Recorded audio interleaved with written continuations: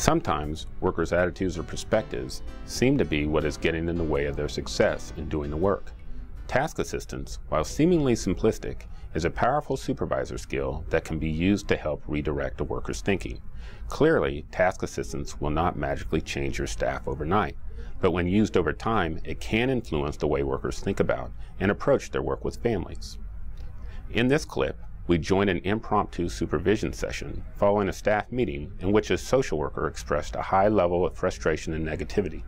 Sometimes, as a supervisor, many of us have walked in their shoes.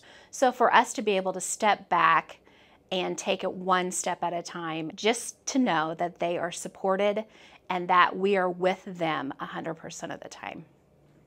I know that you are extremely busy today, but I appreciate you sitting out a couple minutes to talk with me. Okay, well, you asked me to be here, so I'm here.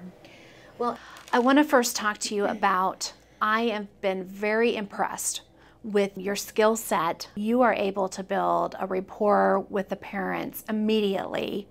You've always been on time with your court reports, your case plans, and many of your logs. But it just appears to me that there is a certain case in particular that is frustrating you right now, and so some of the time frames have gotten away from you. I don't know what to say. I'm really frustrated. This dad in particular and some of the other families that I work with are frustrating. I work really hard to get their visits scheduled every week, and then they don't show. And that's hard, and it's hard on us as workers, it's hard on the kids, and I'm tired of working harder than they do. And if they're not going to bother to show up for their visits, then I'm tired of scheduling them. Sure. And I understand, and I hear your frustration, I really do. We can get wrapped up into some of the negativity of a case. We feel like workers aren't helping the families as much as they should in other people's perception, or sometimes you feel like you're working harder than the parent, and it's their kids, and they should be taking control of the case. Is that what you're feeling right now? Yes. Okay. And I understand that. And I have been in your shoes with that negativity piece. But how can we address your frustration so that we can move forward in this case in particular? I am frustrated, and I don't know what to say. It's the same dad that we've talked about in staffing before, and nothing changes. This dad and other families that I'm working with, I work really hard to get their visits scheduled with their kids, and everything's ready to go, and then they don't show up. And we have to deal with the kids being upset and being hurt, and we send them back to the foster home and they're still upset and hurt, and then we're getting complaints from the foster parents that the kids are causing problems at the foster home, and then I come into work and get yelled at and get harped on from you that my visitation logs aren't up to par when it's dad not showing up. Sure. And I can definitely hear your frustration. Mm-hmm. I understand. And I've been there where you get so frustrated with a certain case, and then you begin to look at the negative instead of some of the positives that are going on within a case.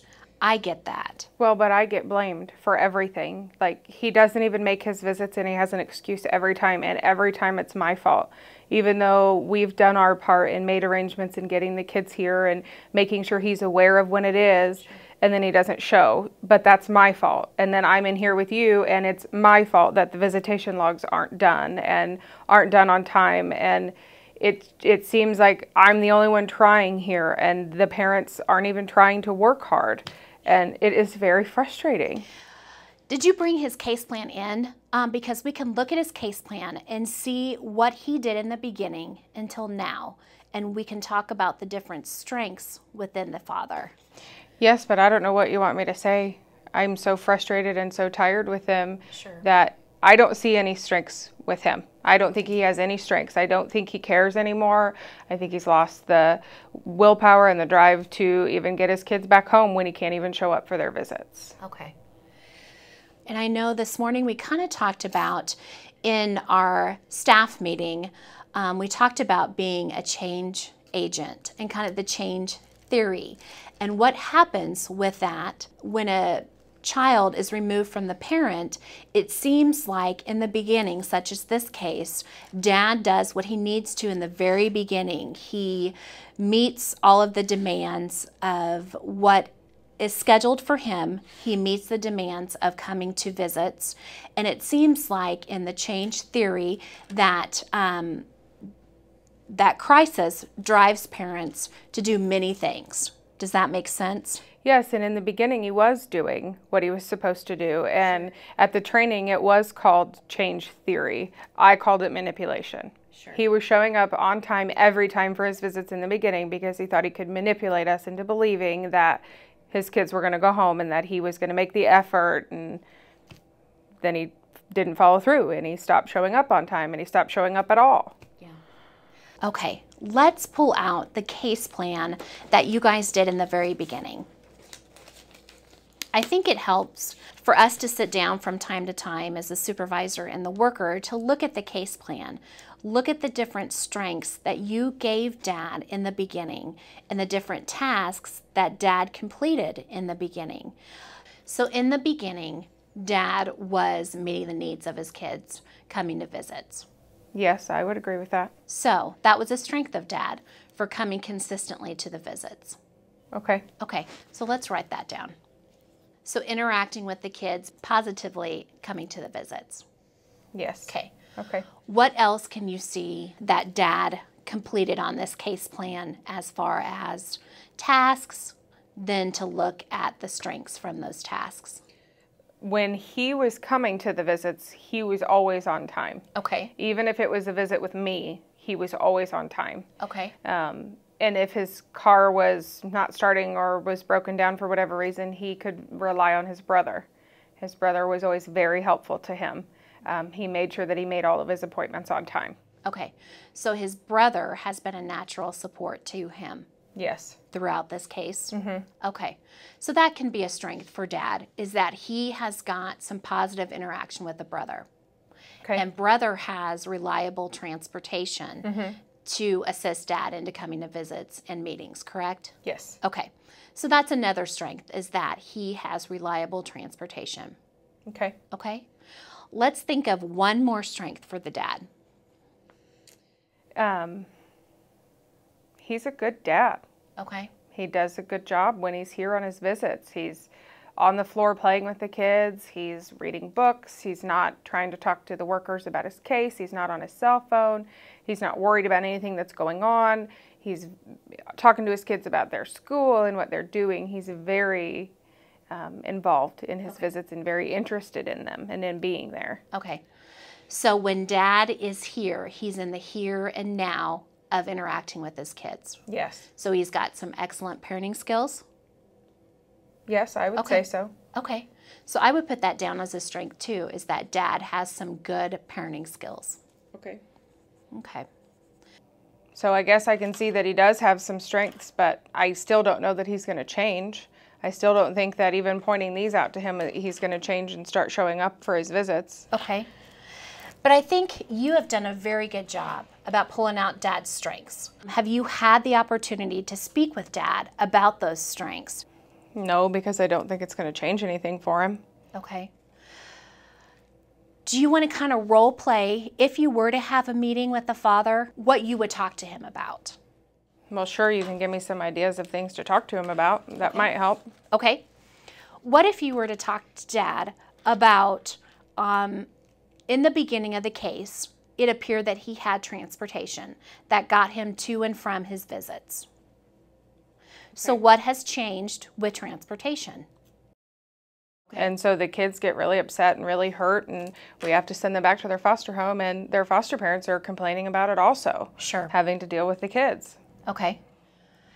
And then does dad understand that by him not coming to visits and that interaction is a negative to the kids and how they are acting in the foster home?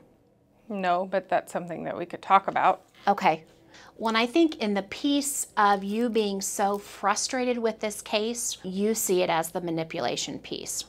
So I think next week in our staff meeting, we can pull out that information again and talk about, as a team, how do we see other cases Other workers may think the same thing, as it's manipulation, when it's really they're wanting to change due to the crisis at hand.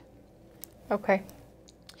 But I think for this case in particular, where that you feel so frustrated with the dad and his behaviors, and you feel that he is not following through on his case plan and his visitation with his kids, I think it would be very important for you to schedule a meeting with the dad as soon as possible and to talk about your frustrations with the dad, where you see this case going, and get the input from the dad on what is going on in his life right now that has caused him not to come to visits on a regular basis and not to be continuing to be consistent on his case plan tasks.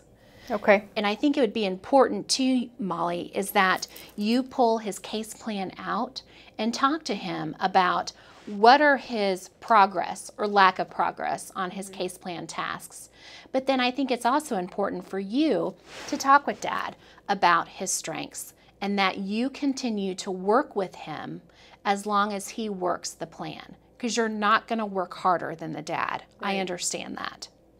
And I think also too is to give Dad some information of what we talked about in the change theory, that many times we see our cases at crisis mode, and that's when the most action occurs.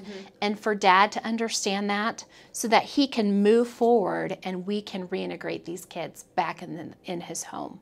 Well, and I think we were close to reintegration. He was doing really well in the beginning, and you know, I don't know how he's going to take all of this information, but I think it's a good start, and it's always nice to hear the things that you do well, so we can always start with strengths and just see how he does. I'm fearful that it's not going to change anything for him, but I'm certainly not opposed to trying. Well, and I appreciate the fact that you are willing to try with this, Dad. It shows that you have got some excellent skill sets and some excellent strengths. I would like to meet again next week and let me know how the meeting goes with the dad. And then at the staff meeting, we can talk more with other workers with regards to the change theory, more in depth maybe, and that you can bring forward to your coworkers what your frustrations with this case so that we can move to the strengths. Okay, I can try. I don't know if he'll follow through, but I can certainly try with these ideas. Okay, and we will discuss that next week and see where we need to go from there. I try to meet with my workers on a monthly basis, but also have an open door policy.